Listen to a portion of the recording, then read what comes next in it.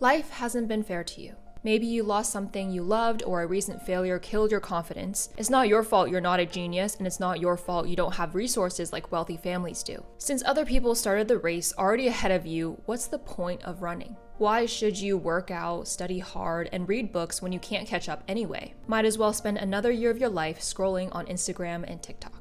Well, I'll tell you why you should put your phone down. It doesn't matter if life has thrown you punches over and over again. If you choose to be a victim, you're punching yourself hard. You have your own untapped potential, and it would be a shame to spend another year not building the dream life you deserve. Why did I spend 6 months writing this video? Because I believe in you.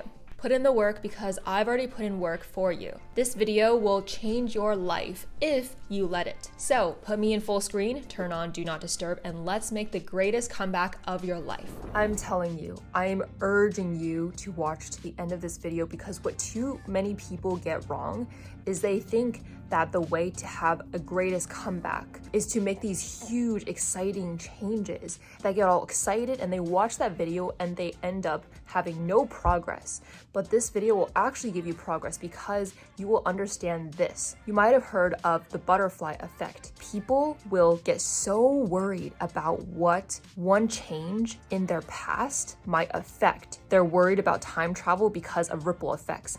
But nearly no one thinks that an action, a little action right now, can affect their future self. How insane is that? So be the top 1%, hear the secrets that 99% of people will not get. Imagine a successful person you know. Maybe they get straight A's even in the hardest classes, they're a varsity tennis captain, they become valedictorian, then move on to graduate from a top university and start earning 6 figures. Unlike you, they never seem to struggle. They probably just, came from a good family, don't have to worry about money, or maybe that person is just naturally smart. How could you ever compare? Life is so unfair. Now, imagine the opposite. There's a kid in your school who frequently misses class because of a health condition. One time in Spanish class, all the color suddenly drains from this kid's face. That student was visibly in so much pain that your teacher asks you to walk them to the nurse's office. While you're walking them down the hallway, they look at you and ask, "Who are you?" Because their eyes can no longer register your face. Man, that kid with that disability is probably thinking, life is so unfair. Don't jump to conclusions yet. The moral of the story is not just, you probably have it better than someone else. The truth is, you're right. Life is very unfair. Those two people, the valedictorian and the student with a health condition, are actually the same person. Me.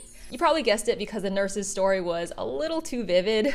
It might all sound a bit dramatic, but everything I said was true. I'm not here to brag or seek pity. I want to show you that yes, life is unfair, but your disadvantages don't have to define you. People may see me as some successful person, though I wouldn't say that myself, but who knows what's going on in their life?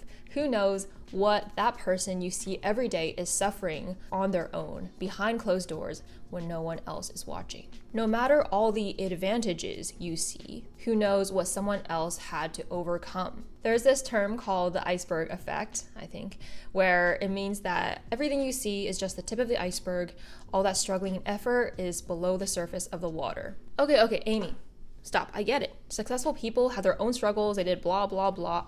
I already know this. What's the good news for me? Well, this means that success is not impossible for you either. In fact, it's just a few steps and the right mindset away. Okay, so before we dive into the 3 keys to making the best comeback of your life, I want to clarify what health condition I had, just to help you understand a little bit more about what I had to go through. So I had what are called migraines, and think about a headache, but 10 times as bad, and on one side of your head where it's like pounding pain, like a knife in your brain. And when this happens, one of my hands goes numb. It feels like it's disconnected from my body, and my vision suddenly goes away. It's like everything is super blurry and covered by the sheet of flowy water. I have a migraine right now, so I cannot see anything. To recover from this migraine, you either have to sleep in a dark room, closed off like an armadillo, for 2 to 4 hours. And you can also force yourself to throw up, because every time I threw up, I tended to feel a little bit better during the migraine. That is to say that, yes, it was a bit you could say debilitating. I've been having these painful interruptions for over 10 years now. These migraines pop out of nowhere, and one time I had one right before a Blackpink concert. It was so sad.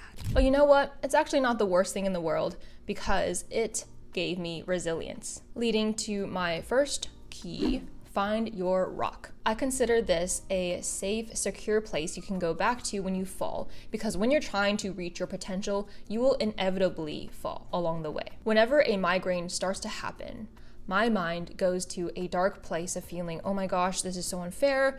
Who cares if I don't try as much because I have this disadvantage anyway? But I try to bring myself back to this rock that I've built for myself. That's primarily remembering the things that I got through before. For example, I'll remind myself of the time where I actually went to basketball practice after I was only 75% recovered after a migraine. It still hurt while doing those ball handling exercises, sprinting up and down the court, but if I can get through that, then I can get through whatever I'm going through right now. If I have this super difficult exam or a stressful interview, anything that feels high stakes and overwhelming, I'll remind myself of things like how when I studied abroad in Edinburgh, I decided last minute to recruit for a consulting job. So in the cold Scotland weather, I would walk an hour and back to school while listening to business strategy podcasts. That was difficult, such a pain, torturous, you might say. But knowing that I got through that before, that rock gives me strength for my current endeavor.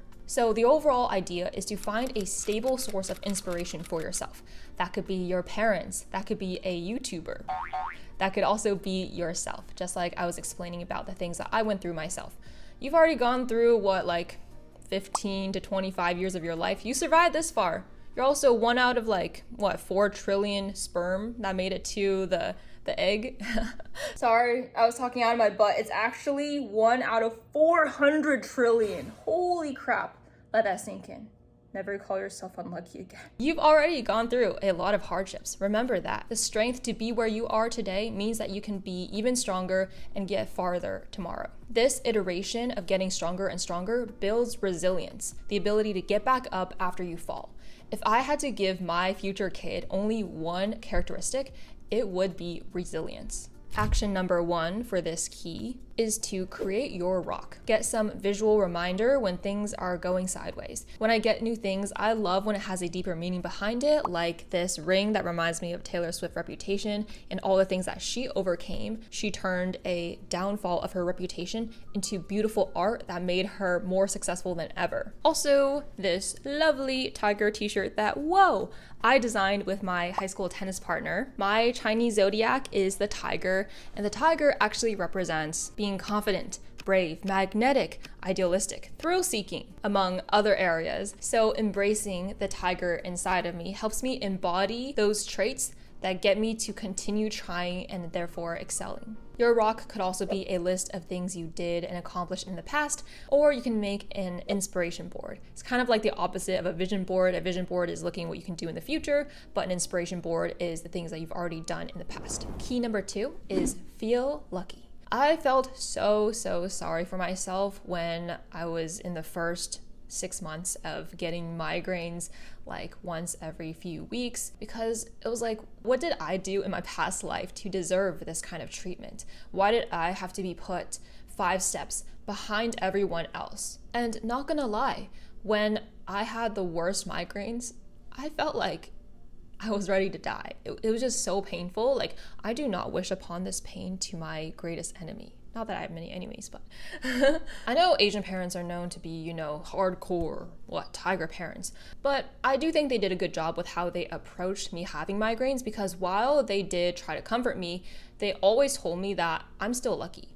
I'm still lucky that I don't have worse health issues, because there are plenty of people around the world who have it worse than me. I should feel lucky that I'm able-bodied, that I look normal-ish. I don't know. You judge, and that I can go to school and have all these other things in my life. I felt really bad at first, but then I tried to turn each time I have a migraine into something I'm grateful for. Each time I recover from a migraine, I literally feel like I have been reborn. I really value and am grateful for my health, so then I will work out more and eat healthier. I become grateful more mindful of my time because sometimes it's stolen from me. We all get dealt cards, but it's all about what you decide to do with your hand, because you can't change them anyway. The less time you spend complaining about the L's you can't change, the more time you have to work toward getting those W's. Research reveals that gratitude can lead to increased determination, energy, enthusiasm, and academic achievement. That's why one of those productivity guru tips is to have a gratitude journal. I can definitely attest to how helpful gratitude is. Like Ali Abdal says, feeling good actually makes you more productive. Recognizing and embracing the things that you do have makes you able to leverage your unique, unfair advantages to take you farther in life. Michael Phelps. He's an amazing Olympic medalist swimmer, right? But if he tried to run in the Olympics, how do you think he would do? He probably wouldn't even place. Only after you recognize what you can be good at, then you can use your strengths in those areas to take you farther. Find ways to make yourself feel luckier. No matter how you do it, feeling luckier will help you be so much more successful. Even if that luck comes from believing in superstitions. Lunar New Year is just around the corner. We work super hard on them, just trying to make everyone feel a little luckier and happier. The Chinese zodiacs are also really cool, guys. Like, it doesn't matter how much you believe in it, but like I said, for the year of the tiger, it helps me embody those successful traits more. Like this year, the year of the dragon symbolizes wisdom, power, honor, luck, and success. The dragon is super special because it's actually the only mythical creature in all the zodiacs. I work so hard to provide valuable advice to you guys for free, so I would love if you please check out the link in the description, see Tenley's and my beautiful signs, and let me know what your zodiac is in the comments. I used to not be appreciative of my Chinese culture. Kids made me feel so embarrassed. Kids are so mean, guys. But I actually found there are a lot of great advantages that come from being Chinese, because at the dinner table, my dad would teach my sister and me Chinese proverbs. Yes, we'd roll our eyes sometimes, but they changed our mindsets. They made us feel resilient,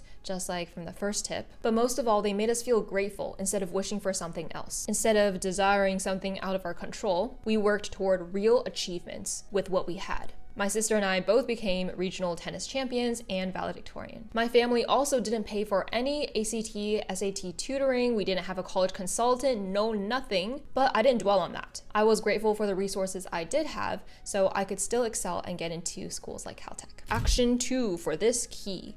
List what you're grateful for and stick it up on your wall and in front of your desk, somewhere you can see it every day. Key number 3, keep your eye on the mirror. Stop living your life trying to impress other people.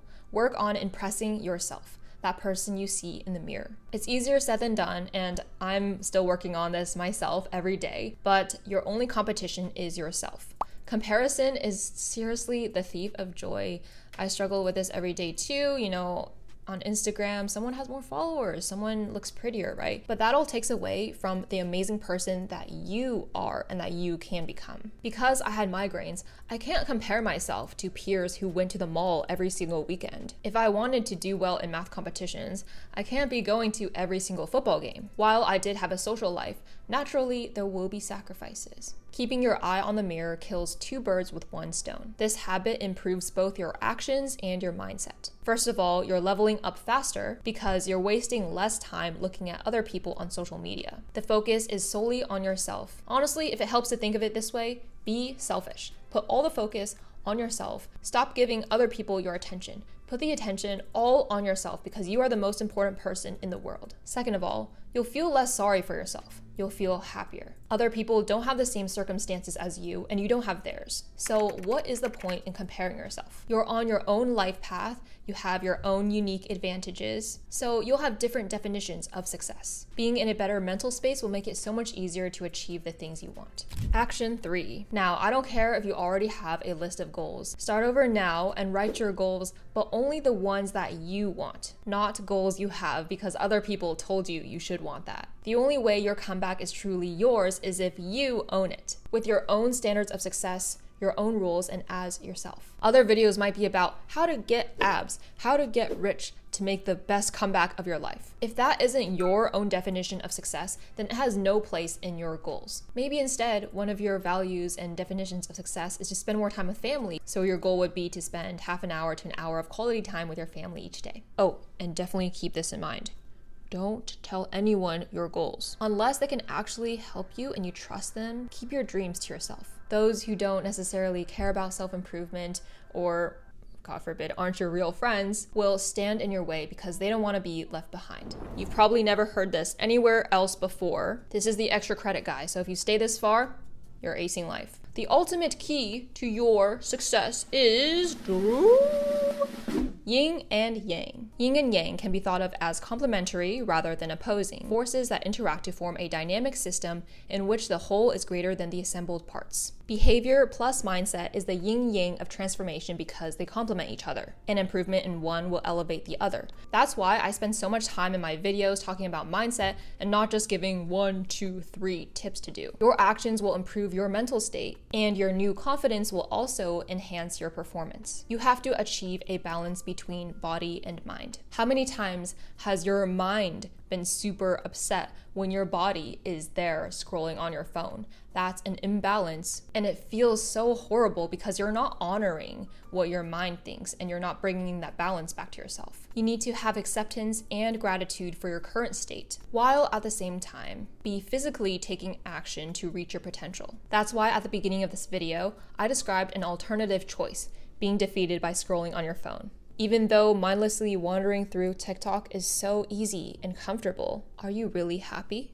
All right, this is the preachy part. You've gotten here. People shy from difficulty and discomfort because it sucks, but not you. You won't shy away from it because, ironically, putting in the sucky work will make you happier. Just like feeling bad will make you waste time, which makes you feel even more bad in a cycle. Feeling good makes you do things that are good for yourself, which makes you feel even more good in a cycle. More good, better. If you're using your time, your most precious resource, to do something good for you, you will be acing life. So to change your life, watch this video again as many times as you need. But if you take away just one thing throughout your day, just take a moment to breathe and ask if you're balancing yin and yang. As long as you're aware of maintaining these mutually perpetuating forces, you will definitely make the greatest comeback of your life. After all, you didn't know this concept before, did you? I try so hard to make these videos. Let me know if this was helpful, your favorite part, drop a like, thank you. And if you need more motivation, then watch this video right here where I describe the key to true motivation. Thanks so much, and see ya next time, team. Peace.